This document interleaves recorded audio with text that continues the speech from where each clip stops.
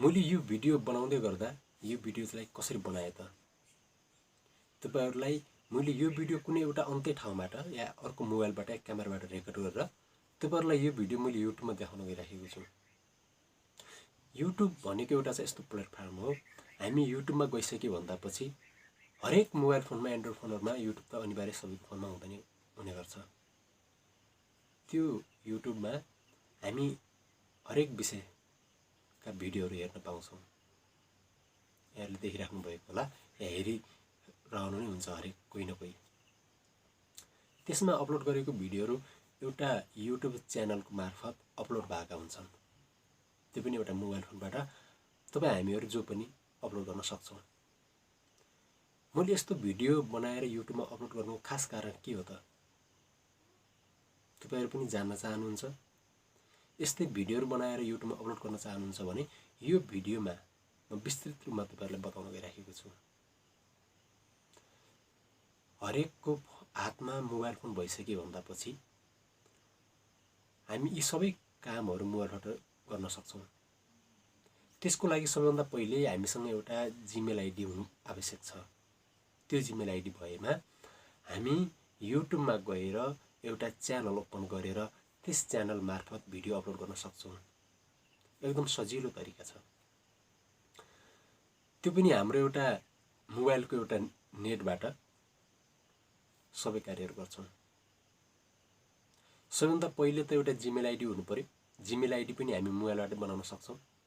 त्यो Gmail ID बनाउनलाई हामीले पैसा खर्च गर्नु पर्दैन। हाम्रो मोबाइलमा नेट भइपुग्छ। फर्स्ट स्टेप त्यो भयो। त्यसभन्दा पछि जीमेल आईडी भइसक्यो भन्दा पछि हामीले सेकेन्ड कार्य भनेको हामीले युट्युबमा गएर त्यो जीमेल आईडीलाई लगइन गर्छौं। लगइन गरिसक्यो भन्दा पछि हामीले त्यो जीमेल आईडी मार्फत एउटा युट्युब च्यानल क्रिएट गर्छौं, नयाँ बनाउँछौं। सेकेन्ड स्टेप भयो। त्यसभन्दा पछि युट्युब भित्रका धेरै प्रोसेसहरु हुन्छन् जो हामीले सेटिङ गर्नुपर्ने हुन्छ। ती सेटिङहरु गर्नुपर्ने हुन्छ। हामीले क्वान्टिटी चुज गर्नुपर्ने हुन्छ, भाषा ल्याङ्ग्वेज चुज गर्नुपर्ने हुन्छ, किवर्डहरु लगाउनु पर्ने हुन्छ। त्यसभन्दा पछि त्यसमा हामीले एउटा युट्युब ब्यानर बनाउनु पर्ने हुन्छ।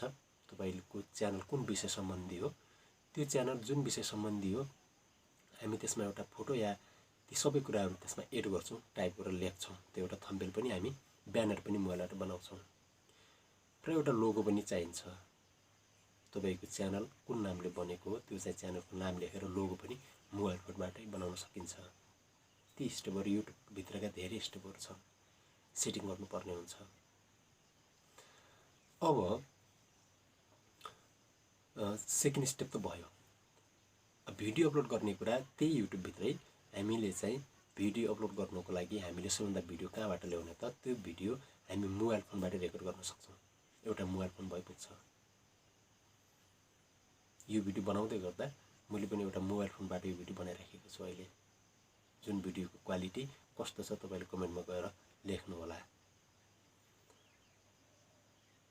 अब यो भिडियो मैले युट्युब मोबाइल फोनबाट रेकर्डिङ गरिसके भन्दा पछि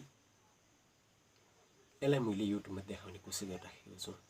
मैले यो भिडियो बनाउँदै गर्दा मैले युट्युबमा कसरी अपलोड गर्ने, भिडियो बनेछ त्यसभन्दा पछि भिडियोको टाइटल के राख्ने, भिडियोमा ट्यागहरु के लगाउने, कुन विषय सम्बन्धीको भिडियो हो, त्यसभन्दा पछि भिडियोमा तपाईले थम्बनेल पनि लगाउनु पर्ने हुन्छ। स्क्रिनमा भिडियोको हामी अगाडि पछाडिको पर्दा नै अगाडि फर्स्टमा हामी थम्बनेल बनाउँछौं। एउटा थम्बनेलमा लेख्छौं यो भिडियोमा यो कुरा हेर्न सक्नुहुन्छ, यो कुरा सिक्न सक्नुहुन्छ, यो कुरा जान्न सक्नुहुन्छ। त्यो थम्बनेलमा लेखेका हुन्छौं हामीले। जुन व्यक्तिहरुलाई त्यो सिक्न मन लागेको हुन्छ उले त्यो भिडियोलाई गएर अवश्य नै हेर्छ। अब हेरे बापत युट्युब च्यानल बनाएर हामीलाई चाहिँ के फाइदा हुन्छ त? युट्युब च्यानल बनाइसक्यो भन्दा पछि हामीलाई फाइदा हुनको लागि सबैभन्दा पहिले युट्युब च्यानल मोनेटाइज हुनुपर्ने हुन्छ। मोनेटाइज हुनको लागि पनि धेरै प्रोसेसहरु छन्। 1000 सब्स्क्राइब पुग्नुपर्ने हुन्छ, 4000 घण्टा वाच टाइम पुग्नुपर्ने हुन्छ। त्यो लिइसक्यो भन्दा पछि हाम्रो युट्युब च्यानल मोनेटाइज हुन्छ। त्यसभन्दा चाहिँ हामी अप्लाई गरिसक्यो भन्दा पछि एडसेन्स अकाउन्ट बनाउनु पर्ने हुन्छ। एडसेन्स अकाउन्टको थ्रु हामीले चाहिँ युट्युब च्यानललाई अप्लाई गरेर चाहिँ मोनेटाइज गर्छौँ। त्यसभन्दा पछि हामीले पैसा पाउन सुरु गर्छौँ, पैसा कमाउन सुरु गर्छौँ त्यही युट्युब च्यानलबाट। तपाईहरु पनि यो कुरामा इन्ट्रेस्ट हुनुहुन्छ भने म आउने नयाँ भिडियोमा युट्युब च्यानल कसरी बनाउने, अपलोड गर्ने कुरा, जो कुरा मैले सबै अगाडि बताएँ, जिमेल आइडी कुरा, हरेक कुरा कसरी बनाउने प्रोसेस मैले एउटै भिडियोमा ल्याउने कोसिस गर्नेछु। त्यसको लागि प्रतीक्षा गर्नु होला। कमेन्टमा गएर कमेन्ट लेख्न नभुल्नु होला, मलाई सुझाव सल्लाह दिनु होला तपाईलाई भिडियो कस्तो लागेको छ। भिडियो राम्रो लागेमा तपाईहरुले चाहिँ भिडियोलाई शेयर गर्न नभुल्नु होला, लाइक गर्न नभुल्नु होला, च्यानललाई सब्स्क्राइब गर्न नभुल्नु होला। थ्यांक यू, धन्यवाद।